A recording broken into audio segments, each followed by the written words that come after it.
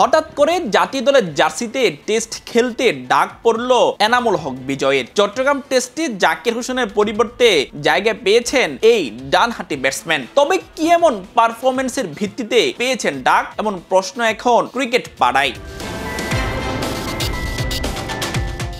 2013 সালের টেস্টে অভিষেক বিজয়ের, এরপর কেটে গেল দীর্ঘ এক যুগ সময়। সবশেষ 3 বছর আগে খেলেছেন সাদা পোশাকের লাল বলে, যেখানে ক্যারিবিয়ানদের বিপক্ষে এক ইনিংসে সর্বোচ্চ 23 রান করেন। সব মিলিয়ে বিজয় খেলেছেন 5টি টেস্ট, 10 ইনিংস খেলে করেছেন 100 রান, যা গড়ে 10 রান।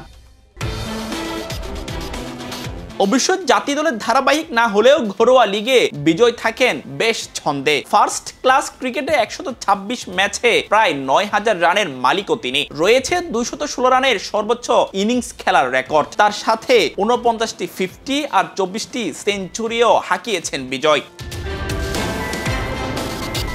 সবশেষ ডিপিএল আর বিপিএল এর নজর দিলে উত্তর মিলতে পারে কেন ডাক পেলেন বিজয়। বিপিএল এ ছিলেন দুর্দান্ত ফর্মে, খাদের কিনারা থেকে বারবার দুর্বার রাজশাহীকে টেনে তুলতে ছিল যথেষ্ট অবদান। একেবারে যে হুট করে বিজয়কে চট্টগ্রামের টেস্টে ডাকা হয়েছে এমনটা নয়, মোটামুটি ফর্মে থাকার কারণে নির্বাচকদের টাচে ছিলেন তিনি। তবে চ্যালেঞ্জ এখন একটাই, সাদা জার্সিতে লাল বলের খেলায় বিজয় কি রাঙাতে পারবে?